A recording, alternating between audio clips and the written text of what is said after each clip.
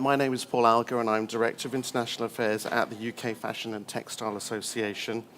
And I'm going to be talking to you today for the next half an hour about how to use trade shows as shop windows. Shop windows very much important. And what I'm going to try and cover is the items I put up on the slide. Talk briefly about the importance of international shop windows, trade shows, and also in passing, I'm also going to talk about some of the international shop windows at retail level as well. Talking about what is the definition of an international trade show, which is sometimes left up to a certain amount of interpretation. I'll talk through some of the key international trade fairs for the fashion sector. And for anybody that's interested in textiles, I'm happy to take questions on that later. I'll talk about trade fair funding and how that works from the nice people from UK Trade and Investment, and a few tips on how to make the most of your trade show. I'll take questions afterwards. So, first of all, the importance of international shop windows. Most companies in this business now are interested in building a global brand. And one of the things that is a major problem is that buyers are time poor, and they have a multiplicity of different offers coming across their desks every day. So they're not known in most cases for being particularly energetically keen to look at and study new offers of merchandise offers from companies, be they designers, manufacturers, or any other companies. So there are too many brands out there and not enough budget. Because of that, buyers tend to like key international exhibitions more than the regional variety. And one of the reasons for that is it gives the buyer the power to make the choice. At an exhibition, the buyer is in control. The buyer can wander past those collections that he or she is not particularly interested in or not particularly inspired in. And in a fairly short space of time, be it a day, 2 days, can actually research the brands, the prices in a very, very efficient way for the buyer. I mentioned that there is a preference for large international meeting places, and a lot of those exhibitions are edited, as I'll talk about in a moment. Some of them are also, we often talk about international fashion weeks, for example, Paris Fashion Week, which is a major part of our program. But some of them are actually events where it's actually perhaps not one specific event organized by one exhibition organizer, but a series of events, smaller, sometimes niche events, that just happen to be scheduled for the same time. So, for example, Paris Fashion Week, in the way in which we work with Paris Fashion Week, 17 trade shows looking at different niches, another 5 or 10 rather large showrooms, then a whole number of individual designers showing at different parts in Paris. Add all of that up, and you suddenly end up with 320 UK designers showing at Paris Fashion Week from the UK alone. It's our largest exhibition. It's the largest group of UK designers to show in one city at the same time. So it's not one event, but many. But we would promote it as one event. From the buyer's point of view, this is important because it is the place for them to come and see the total amount of collections, the total offer that is coming through every season. Some of the exhibitions are very much about the trend. The exhibition gives buyers the opportunity to see the trends, to identify which collections are coming through. The colours, the feel, the shape, the size, the pricing is very important as well. And they are of particular interest to buyers from emerging markets. You might expect that buyers from emerging markets would favour exhibitions in their own country. You might expect that buyers from markets like Japan, for example, which have big budgets, would prefer to do business at exhibitions in their own country. More often than not, they prefer to come to the large international shows, most of which tend to be in Europe, for the simple reason, as I've said before, they can see everything that is on offer. They can gauge the prices, they can see the trends. They don't want to have to go to too many trade shows. Having said that, particularly in the women's wear area, more than the men's, you'll find that there are lots of exhibitions that are one after another. So the frequent complaint of designers in particular is that the buyers they will see at London Fashion Week will then, or at Pure or various other exhibitions, the number one question is, are you going to be in space to insert the name of the next city? And that becomes very frustrating for exhibitors because, of course, you're spending a lot of money to take part in a show only to be asked by the person in front of you whether you're going to spend another £5,000 or £10,000 to go to another show in another city. And then effectively with the women's wear market, what tends to happen, it's the last show of the season that tends to be the show where they place the business. Frustrating, but nonetheless true. The other thing I would say is very important from an exhibitor's point of view and also from a new company starting out point of view is the ability to research not just the show but also a market through the show. Because most of the shows I'm going to be talking about are true international shows, they bring buyers from around the world. It's not uncommon to find many thousands of buyers from in excess of 70, 80, 90 different international countries. Some of them will be working with agents and distributors. Some of them will be dealing direct with with suppliers on their stands. If you use your wits carefully, you can often identify the key trends in various markets, not just the host market, but get a very good impression of what's going on in the business in general. Talk to exhibitors, particularly on the last day of an exhibition when it's usually fairly quiet, and you'll get a feel for how those companies have done, where those buyers came from, which markets were doing very well, and which ones perhaps that were not. So I would say exhibitions are a prime way of researching not only the home market but also international markets in general. My definition of an international trade show is perhaps different from other people's. But a very interesting fact and figure which has been bandied about, and I have bandied about for many years, is that something in the region of 85% of all trade show activity in the fashion sector are based in Europe, and very specifically in France, Italy, and to a slightly lesser extent Germany. The UK tends not to figure particularly highly in those figures. One of the reasons for that is that France and Italy in particular, in the 40s and 50s, with a strong domestic production market, decided that they wanted to set themselves up as the international hubs for their own collections. And even though those countries perhaps are not the strong manufacturing bases, perhaps with the exception of Italy, now that they're no longer as strong as they were, they have still managed to set themselves up as the international meeting points for fashion. Same goes for textiles, for accessories, for jewellery, in many cases. Something like 40% of buyers at the key internationals, and this is my definition, will come from outside the host country. And that's quite an important figure. Most exhibitions really struggle. Certainly in UK, I can't think of any of the exhibitions that would come close to that percentage. In Paris, it's the norm. They would be at least 40% of buyers from outside of France. And perhaps more importantly, I would say, and this is a slightly subjective figure, something like 60% of the buying power of those customers coming from outside the host country. Certain countries are very, very important. Japan is very important to most of the companies that we take to international trade shows. Russia is increasingly very important.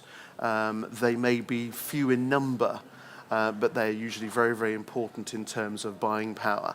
And indeed, many of the companies that we've taken to trade shows in France, and I've spoken a lot about France already, have probably never written a French order, and some of them might not wish to take a French order even if one was offered, because they might be worried they might not get paid for it. But regional shows in the USA are perhaps the slight exception to this. In the United States, you will find perhaps less. Most of them will not have 40% of the buyers coming from outside the host market, but they're very important regional shows covering the United States, which is obviously perhaps not one market, but 8 or 9, depending on which way you look at it, and Canada, Latin America, and various other countries that look to see what it is that the Americans are buying as an inspiration for the way that they're going to buy. Scandinavia also, if you're looking at something like Copenhagen International Fashion Fair, for example, and the various exhibitions that take place during Copenhagen Fashion Week are attracting buyers from all over northern Germany, Scandinavia, Finland, Iceland, and indeed increasingly from the UK. Each of the shows works differently. All of the markets work differently, and I'll try and touch on that at the moment. Most of them have a different focus, and many of them are very niche-based. My general advice with exhibitions is in order to reduce the risk, start closer to home. So most companies will do a trade show in the UK to start off with. And after that, they will normally graduate onto other events. So a list of key international trade shows. This is by no means exhaustive. It's sort of just an initial start. And I've done it by city just to give you an idea of what's going on in each city. Paris Men's Fashion Week, probably 4 exhibitions, including Tranoï Men's, Capsule Men's, Man exhibition, and a multiplicity of independent showrooms. Eastern Bloc, for example, have a men's showroom representing a lot of UK companies during that fashion week in January and July, at the same time as the international catwalks, for a reason, because that's obviously when the press and the buyers are in town. Women's Fashion Week, I've mentioned before, is the largest. End of February, beginning of March, and then again later in the year in September and early October, again during the women's catwalks, the largest of all the international fashion weeks. We take, as I've said, 300 plus companies from the UK every season, and we are probably the second or third largest group after France and Italy. Huge international meeting point. There are no figures available to tell us exactly how many buyers go to that event, because it isn't one event, it's 20, 30 plus a whole load of showrooms. But the general feeling is that there are in excess of 20, 30,000 buyers and press in Paris for Paris Fashion Week alone. Who's Next, which includes the early edition of Première Classe, which is the leading international accessories and jewellery exhibition, is perhaps the next largest event.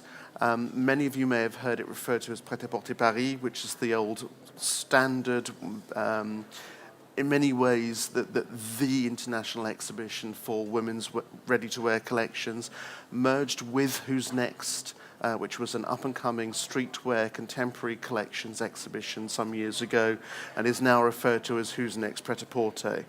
Very strong for companies that are wanting to do international sales earlier on, department stores. That's not to say they don't come later in the season, they do, but some of the earlier department stores that are looking for something with a little bit better, more value, for example, slightly better valued collections, will often be bought at Who's Next Prêt-à-Porter Paris.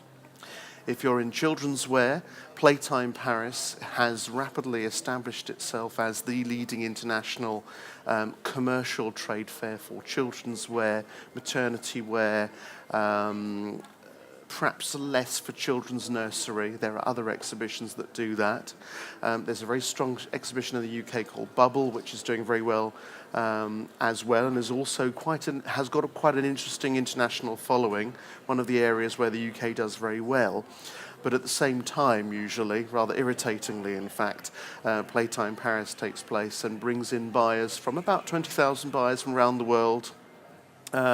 Huge interest from Japan, South Korea, Russia, for example, even though the organisers have a Playtime Tokyo and a Playtime New York edition. Interestingly, the key international buyers from those places still prefer to come and have a look at Paris first, even if they will then look at the regional equivalents of their show.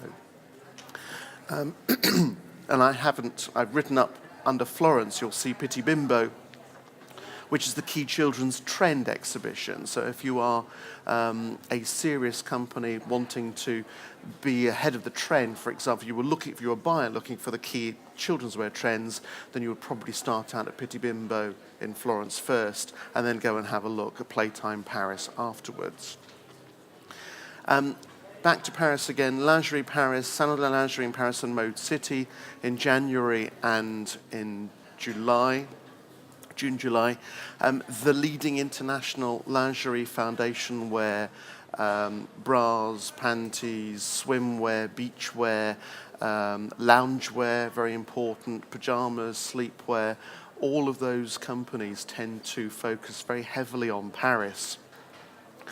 In January, the exhibition is called Salon de Lingerie, and in July, it's called Mode City, but effectively, they are the same event, run by the same people to a similar audience, albeit with more of a beachwear feel and a swimwear feel in the July edition, because that's the main period when people are wanting to get out and look at the collections for swimwear. And the UK does extremely well there. We have a very strong group of 70 or so companies showing the lingerie shows. A lot of big designer companies, people like Melissa Oderbash, people like Olivia von Haller, people like Damaris, for example, Mimi Holiday, show there every season and are very, very popular indeed. There are other shows in Paris, but I'll move on to Florence.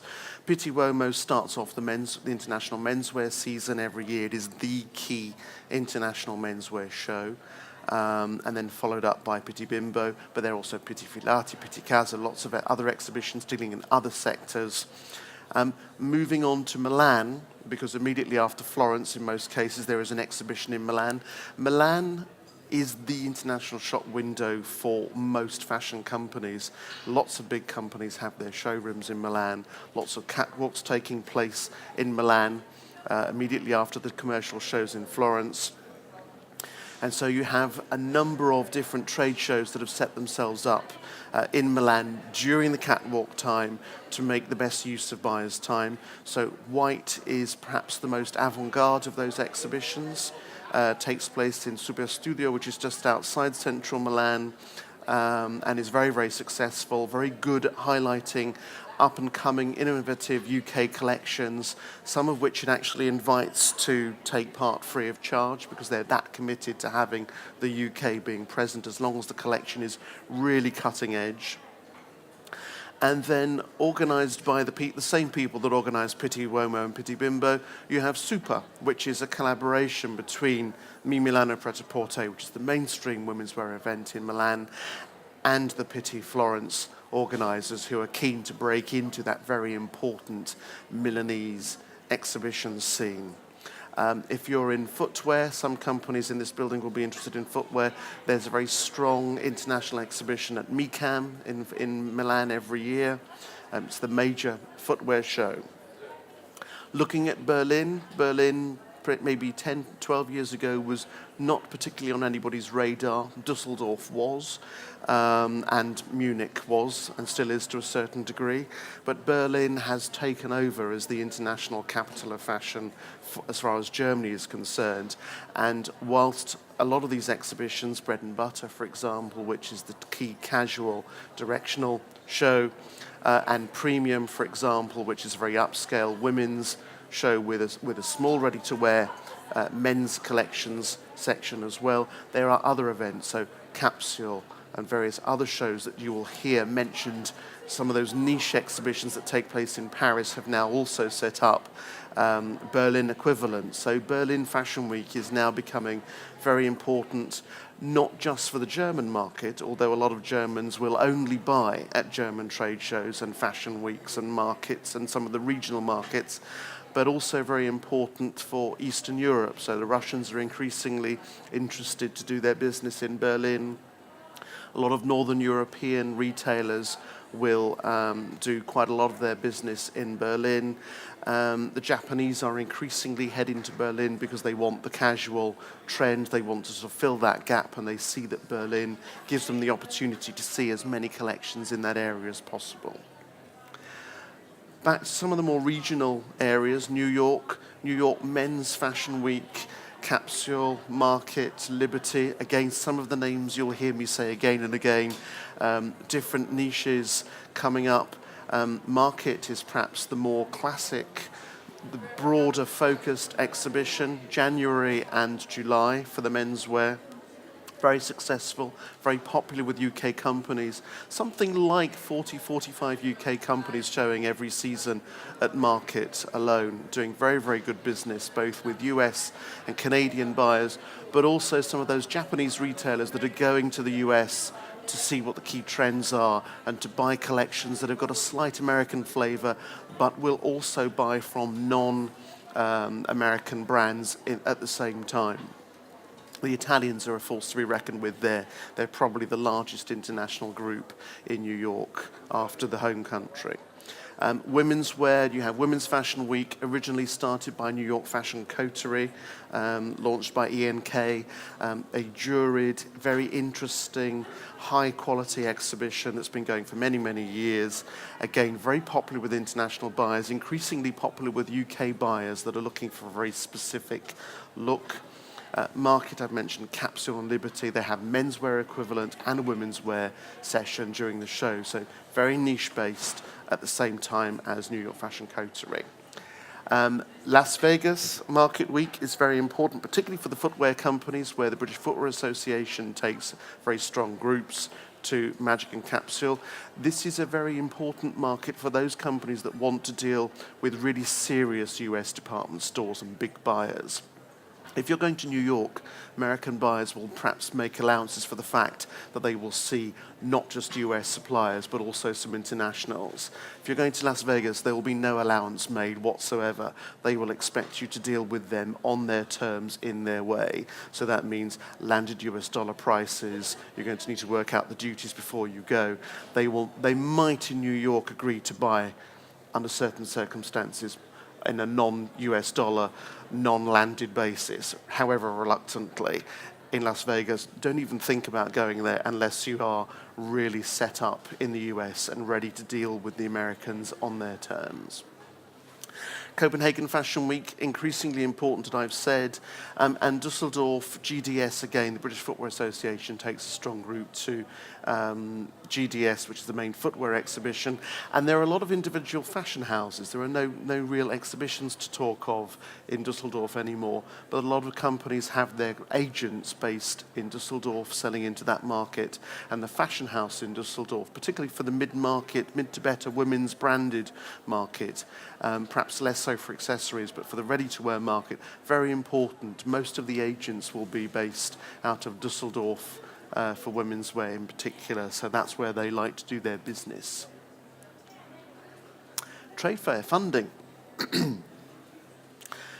Through the very nice people at UK Trade and Investment, who are not with us at the moment, but were here yesterday, there are grants available for UK companies. Those grants are not limitless, and they're not always easy to access, but it's my job to make sure that they are easier to access. You've paid your taxes, and this is part of where government encourages companies to go to export more with trade show grants.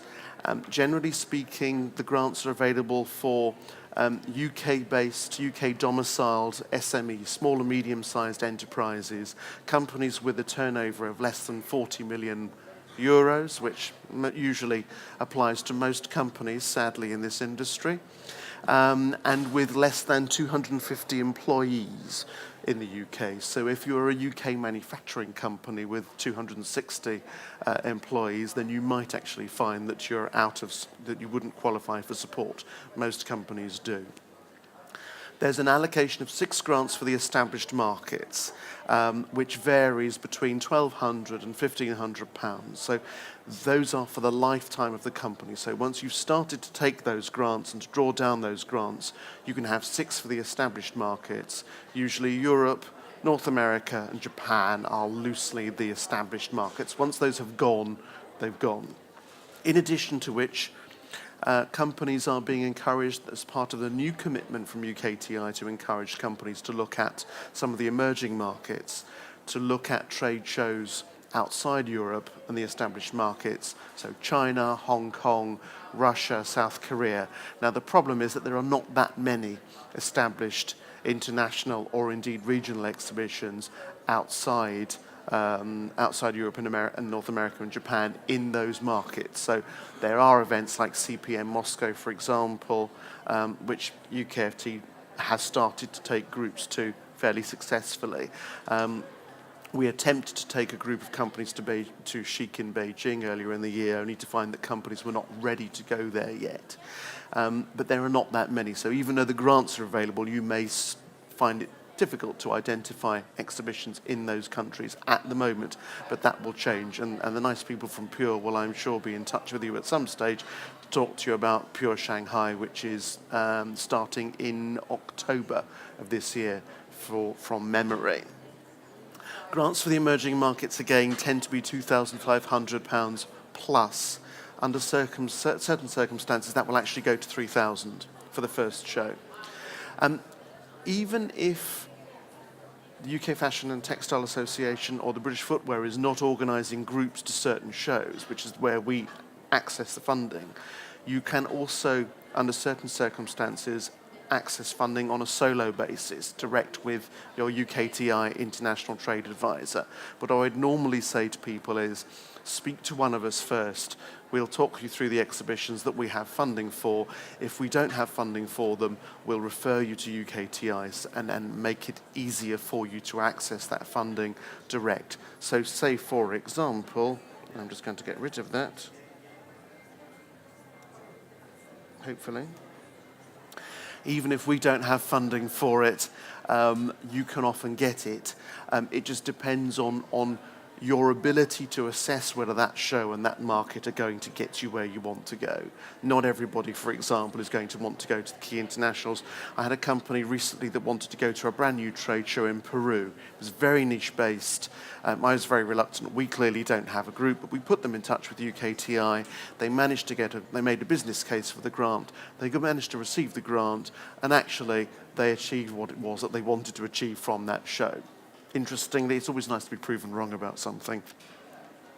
Applications, very importantly for grants, need to be done in advance. Usually, I would say, as a general lead, 3 months in advance. If you haven't booked a grant 3 months in advance, then you are going to struggle to sort everything out in time. And certainly UKTI likes to have those applications nice and early. This is an investment. This is an investment from the UK in your business. And in order for you to take a best advantage of that investment, you need to be ready. So you need to be signed up to the exhibitions in plenty of time, because they also tend to run out of space very early. But government will expect you to be export ready, and I'll talk about that in a moment. But part of being ready is also being physically ready, having your applications in time, knowing that you've got a grant before confirming to the exhibition organizer that you're showing, because in most cases companies will only want to show if they have the grant confirmed. UK SMEs, not necessarily registered companies. It is possible to access grants if you are not a registered company, but you have to be a UK domiciled company. If you're part of an international group, the profits from your company have to remain in the UK. We're not in the business. UKTI is certainly not in the business. And as a taxpayer, I'm not in the business either, of encouraging companies that are actually sending the money overseas to apply for UK grants. So even UK registered subsidiaries of over companies, they would not normally qualify for grants. Very importantly, these grants are discretionary, so companies need to be able to demonstrate that they are ready, that they have a back office, that they have started to trade. Different regions will interpret the rules differently, but generally speaking, UKTI would quite rightly expect companies applying for grants to have some turnover, some national, possibly some international accounts. There are no hard and fast rules for what that turnover should be. It's flexible, but you would normally be able to. You would normally need to be able to demonstrate that you have at least some track record. So, companies coming out of university and setting up and applying for grants in the first 6 months sometimes find that they have to do the first exhibition on their own, albeit with our support, before they can apply for government funding. I know that's hard, but it's a fact of life. Make the most of your trade shows. This is a huge investment, and I use that word advisedly. We don't like investments in the UK. We don't like investing in the future. French, Italian, and German companies are very good at investing in long-term markets. So think very carefully before you sign up to any exhibition, whether it's on our programme or not. One of the things that the UK Fashion and Textile Association can do better than any other organisation, and our footwear friends at BFA are very similar, is we are not agents for exhibitions. We are independent.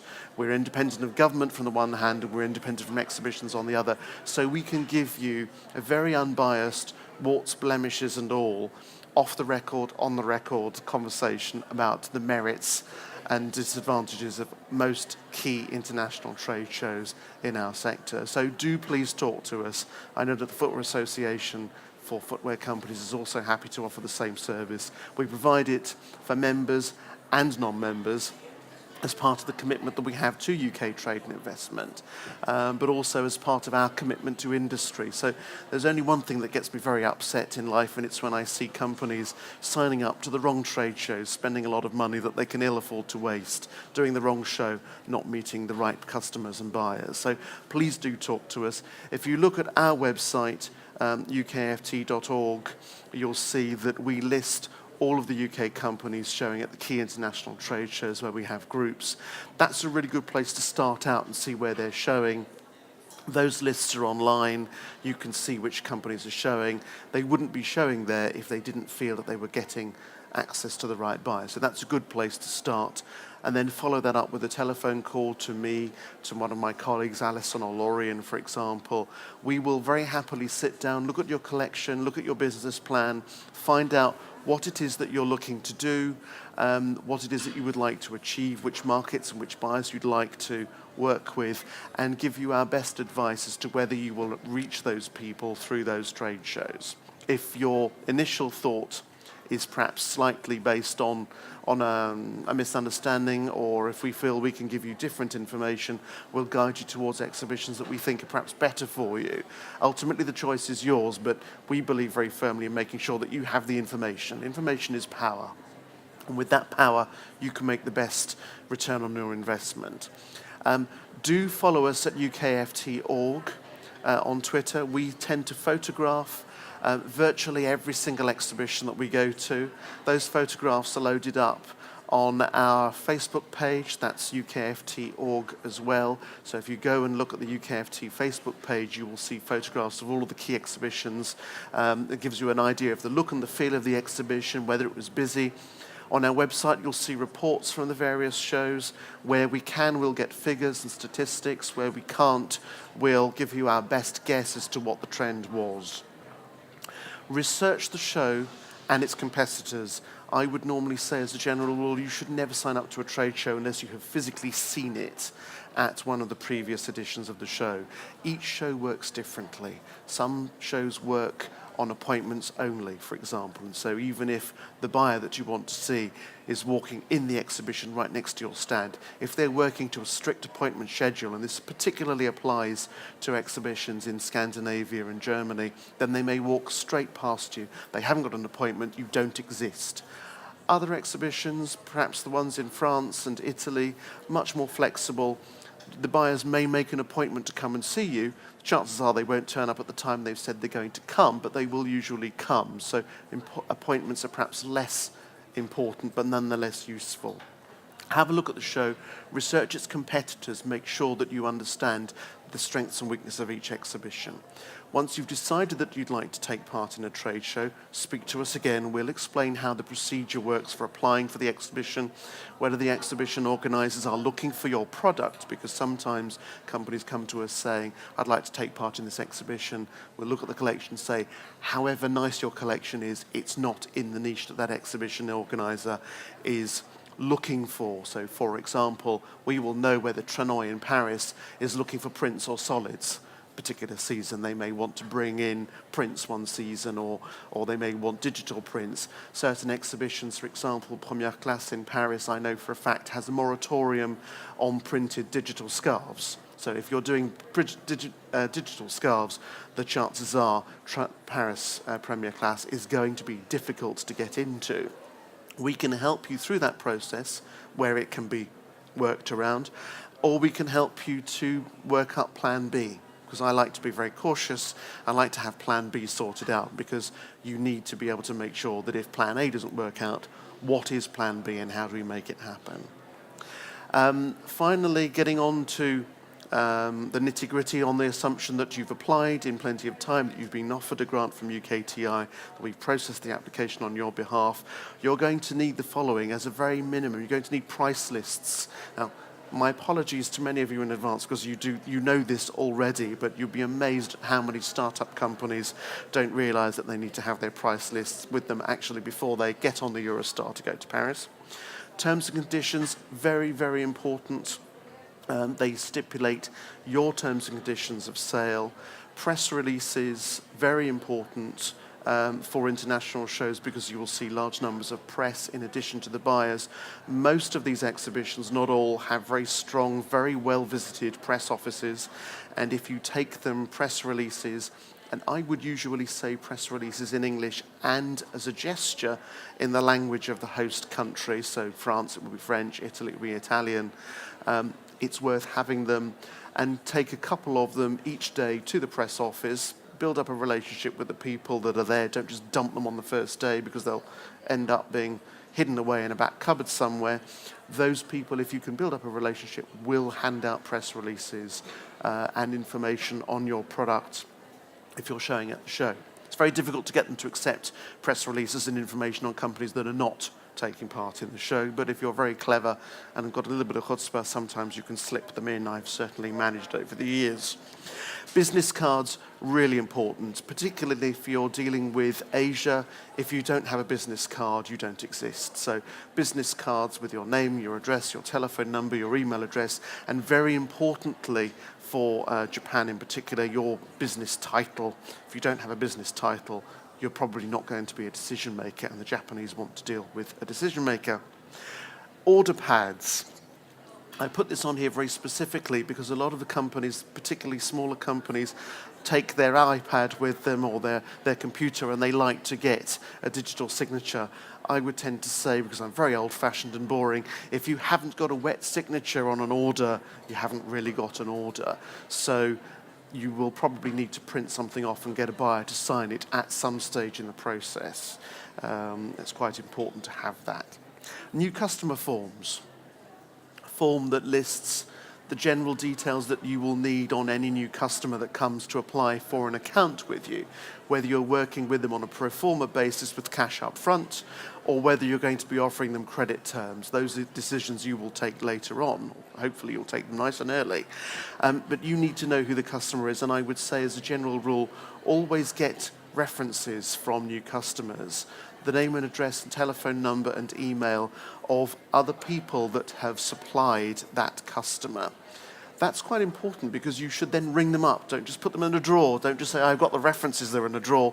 Ring them up and say, this customer in China has applied for credit or has decided they would like to work with us. What can you tell us about that customer? Actually, are they a bunch of crooks that have a factory somewhere in Guangzhou that are going to copy your collection? Are they some fairly amateur European-based company who don't have very good cash flow and are not going to pay their bills? Are they somebody that can't make up their minds and will keep changing their mind partway through the collection process, so that you'll find that after you've placed your order for fabric that they've actually changed the look and feel of their order? All of those things you need to know, and the customer form is the starting point for that. Display items. When you visited the show, you'll get a feeling for what it is that you can and cannot do on an exhibition stand. Look around you, you'll see that most of the companies here have brought their own graphics. Sometimes they've fixed them up with white tack. Some exhibitions you can't do that. So how do you fix graphics to wall and how do you display? Shipping to the show, very importantly, 9 times out of 10, you will need to find somebody that will pick up your collection from you and deliver it to you on your stand, preferably the same person. If you ship it through third-party shipper, you need to be absolutely sure that it's going to be signed for by somebody that you know and trust on the stand at the exhibition. 9 times out of 10, if it's shipped to an exhibition, it gets signed for by the wrong person and gets left somewhere that you don't want it to be. And having no collection on your very expensive stand is a sure way of making the worst return on your investment. And very importantly, if you're doing shows outside of the European Union, don't forget that you will need a carnet. You'll need an ATA carnet to get merchandise even into the United States. If you try to get commercial samples into the United States without a carnet, unless they are damaged, spoiled effectively, by which I mean a hole drilled through the bottom of the footwear or seriously ripped in the case of fashion, then you won't get those goods in without paying the duty. There are exceptions for certain markets, but bear in mind that that is important. And if you don't have a UK passport, visas for certain places can be more complicated than others. But certainly if you're going to Russia, everyone needs a visa. If you're going to China, everybody needs a visa. Don't just think about it the day before, think about it many months before, because if you're traveling a lot, you're going to need your passport to go to the other shows. And then finally on this slide, don't just rely on shows. You need to be doing other things. Going to an exhibition is one way. You also need to have a strong website. You need to have good press. You may need to have agents, distributors in certain key markets. The European markets in particular, France and Germany in particular, are very heavily dependent on commission agents as a way of reaching customers. So don't just think that you can rock up at the trade show, that buyers will automatically come and find you. It's part of your marketing mix, but it's not the only thing. And if you're in any doubt about any part of export marketing, please come and talk to us at UK Fashion and Textile Association. Thank you for your attention.